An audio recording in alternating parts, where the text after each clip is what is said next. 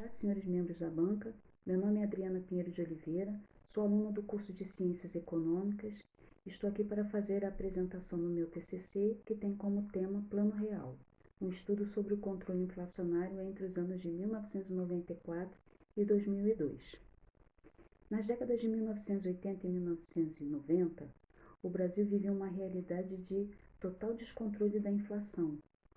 Por isso, foi necessária a implantação de diversos planos econômicos com a tentativa de controlar a inflação e estabilizar a economia, porém todos sem sucesso, o que só foi possível após a implantação do Plano Real em 1994 e as medidas adotadas no mandato de Fernando Henrique Cardoso de 1995 a 2002.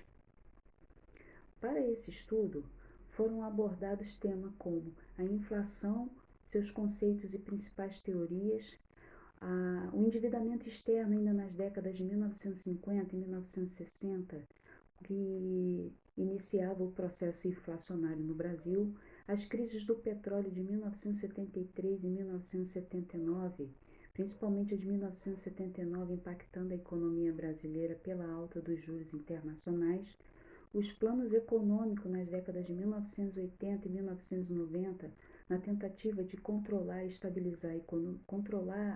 a inflação e estabilizar a economia brasileira, e o controle da inflação com a implementação do Plano Real em 1994. Portanto, um estudo sobre o controle da inflação se justifica por permitir avaliar o poder de compra da população, os impactos sociais, como também o crescimento econômico. E, ao final, será possível compreender de que forma o controle inflacionário foi mais eficiente durante o Plano Real do que os planos anteriores. Esse estudo tem como objetivo geral compreender as medidas de controle inflacionário a partir da implantação do Plano Real em 1994 e também como os objetivos específicos descrever os principais conceitos sobre a inflação e as teorias inflacionárias, caracterizar a economia durante as décadas de 1980 e 1990, descrever sobre as consequências na economia e na sociedade a partir da implantação do Plano Real, como também analisar as taxas de inflação a partir da implantação do Plano Real até o final do segundo mandato de Fernando Henrique Cardoso, em 2002. O referencial teórico utilizado contribuiu de forma direta na elaboração desse trabalho, pois as narrativas utilizadas pelos autores do livro Economia Brasileira Contemporânea permitiu o acompanhamento dos fatos ocorridos, facilitando a compreensão lógica e didática, como também a utilização do site oficial do IBGE, que além de fornecer dados estatísticos, também fazia uma abordagem conceitual. A metodologia utilizada na pesquisa desse trabalho foi a bibliográfica, com a utilização de livros a respeito do tema, além de dados estatísticos e comparativos, com informações extraídas de sites oficiais, como IBGE e Banco Central, que permitiu analisar as taxas de inflação, como também a extração de dados sociais através de números oficiais no site do IPEA. No capítulo 1, faremos uma breve discussão teórica sobre a inflação. Por definição, a inflação ocorre quando há aumento no preço dos bens e serviços de forma generalizada e contínua por um determinado tempo, não quando há um aumento de um determinado item de forma isolada. Assim, a teoria da inflação nos define diversos tipos de inflação, entre eles, e a depender da sua causa, e dentre eles a inflação inicial, a que foi predominante nas décadas de 1980 e 1990. Ela se diferenciava das outras pois contava com um fator psicológico.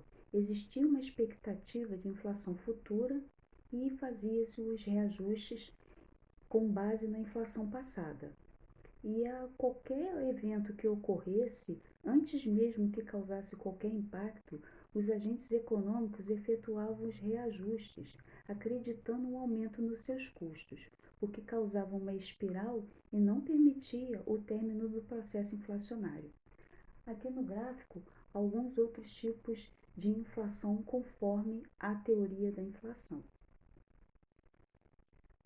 As causas da inflação são diversas. Entre elas, os gastos públicos, quando o governo precisa aumenta os impostos para cobrir as suas despesas, repassando esse aumento para os consumidores e aumento no preço dos produtos finais.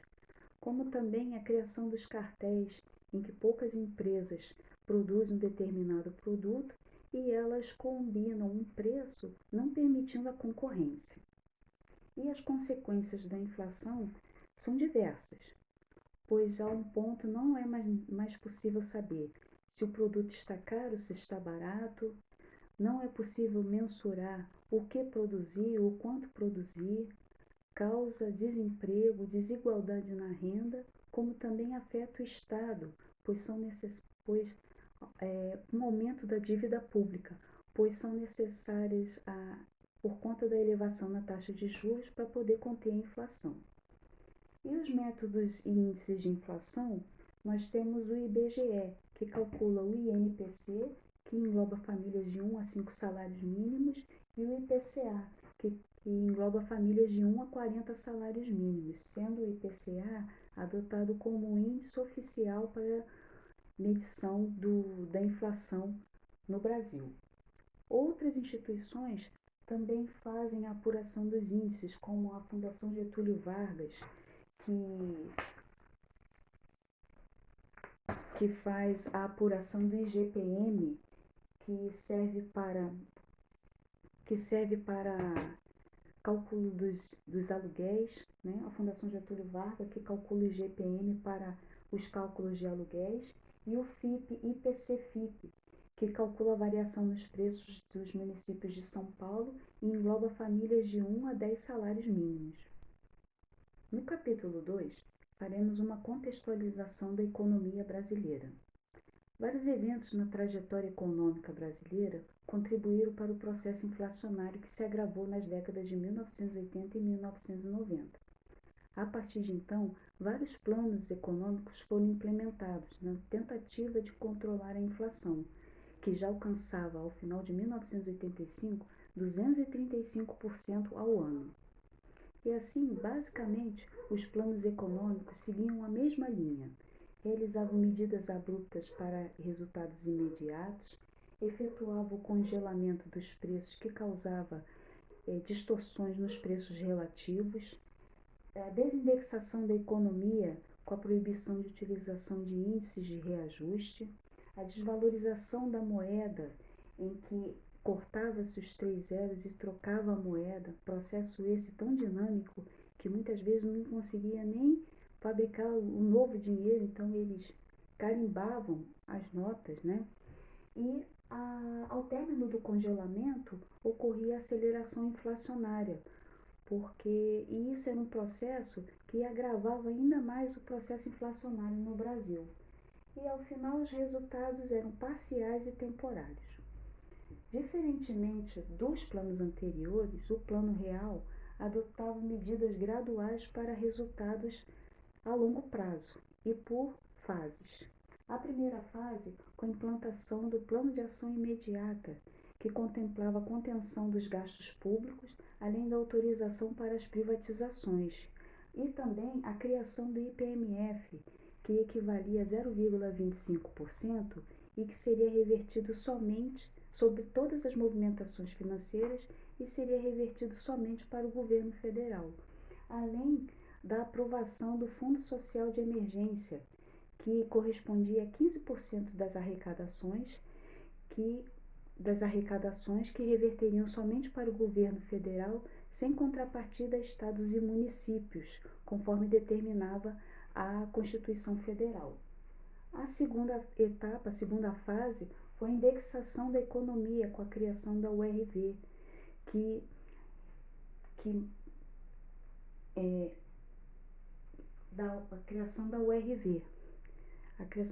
simulava os efeitos da inflação, mas não absorvia os seus impactos e era equiparada ao dólar. A terceira fase com a reforma monetária no dia 1º de julho de 1994, chamado Dia D, com a troca da URV para o real, a implantação do real. Então, todos os valores em cruzeiros reais deveriam ser convertidos para reais, utilizando como referência o valor da URV naquela data, que era equiparado ao dólar, e o valor correspondia a 2.750 cruzeiros novos. Com as medidas, o que ocorria era uma estabilização na economia, pois não havia mais os choques que causavam a aceleração inflacionária. Com isso, ocorria uma redução gradual nas taxas de inflação. E, diferentemente dos planos anteriores, o que se via eram resultados duradouros e controle da inflação. No gráfico, é possível ver a queda abrupta das taxas de inflação quando da implantação dos planos econômicos e a aceleração inflacionária a cada fracasso. Processo esse que só foi interrompido com a implantação do Plano Real em 1994, que proporcionou uma redução nas taxas de juros, bem como a sua manutenção. Agora, no capítulo 3, falaremos sobre as consequências da implantação do Plano Real, já no mandato de Fernando Henrique Cardoso, de 1995 a 2002. E ele implementou diversos mecanismos para o controle inflacionário, como a taxa de juros como principal instrumento de política monetária, a âncora monetária, a paridade do real ao dólar, a âncora cambial, a manutenção das taxas de juros elevadas, importante para manter a atratividade do capital estrangeiro no Brasil, as concessões e privatizações que transferiam para o privado as dívidas do Estado, iniciando assim, criando-se assim as agências reguladoras, e passando o papel do Estado ao Estado regulador, como também a criação da Lei de Responsabilidade Fiscal, que era nas 3 esferas, federal, estadual e municipal, que limitava os gastos públicos e punia quem não cumprisse a lei, o controle dos gastos públicos através das reformas administrativa e previdenciária e a abertura econômica com a redução das tarifas de importação, promovendo a competitividade entre os produtos externos e internos, forçando a redução dos preços dos produtos internos para o controle da inflação. Em 1999, o governo adotava o câmbio flutuante, criava-se o Copom e as metas da inflação pelo Banco Central, sendo essa sua nova atribuição. E a taxa de juros seria o principal instrumento de política monetária. E as metas fiscais, que visavam o equilíbrio das contas públicas a fim de promover o superávit primário.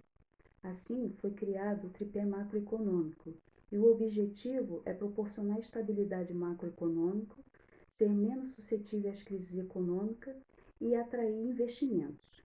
Em relação às questões sociais, as medidas adotadas não surtiram os efeitos esperados, muito por conta da manutenção das altas taxas de juros. Mas mesmo assim, diversos programas sociais foram implementados, como por exemplo a ampliação do LOAS, que concedia um salário mínimo a idosos e deficientes, mesmo sem contribuição.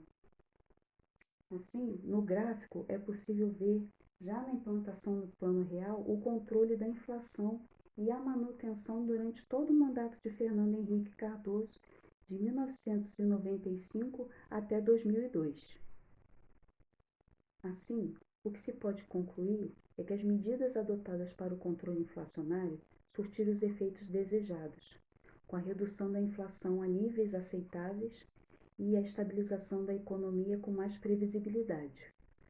Controle nos gastos públicos com a adoção da Lei de Responsabilidade Fiscal, maiores poderes do Banco Central e a adoção do tripé macroeconômico, além dos programas sociais de transferência de renda como LOAS e PET. Assim, a eficácia do Plano Real pode ser atribuída já na sua concepção inicial, que se deu sem choques e por etapas, objetivando resultados definitivos e de longo prazo. A utilização da URV como conversor temporário, equiparado ao dólar, proporcionou a transição para uma moeda forte, o real, assim como os processos de privatizações, responsabilidade fiscal por parte do governo e a abertura comercial tenham sido fundamentais para a redução da inflação, estabilização da economia e a manutenção do plano real até os dias de hoje. As questões abordadas neste trabalho permitem um estudo futuro acerca dos impactos da estabilização nos preços em relação à redução ou não da pobreza, como também o desenvolvimento de políticas públicas mais eficazes e inclusivas em aspectos sociais como renda, emprego e informalidade. Assim, pode-se dizer que o comprometimento e a responsabilidade do governo no planejamento, implantação e manutenção das medidas do Plano Real para o controle da inflação e estabilização da economia foram fundamentais para a credibilidade do plano junto à população, que passou a ter um maior poder de compra, além de serem beneficiados por diversos programas sociais que fizeram parte desse governo, gerando renda para as famílias mais carentes. Assim, termino a apresentação do meu TCC, agradecendo aos senhores membros da banca pelo tempo e atenção dispensada para a avaliação deste trabalho. A minha orientadora, a professora Cristiane Valente, pelo suporte e apoio na elaboração deste TCC. A minha mãe Olga, pelo seu apoio incondicional. E a Deus por me inspirar e dar forças para a conclusão deste trabalho. Muito obrigada e uma boa tarde a todos.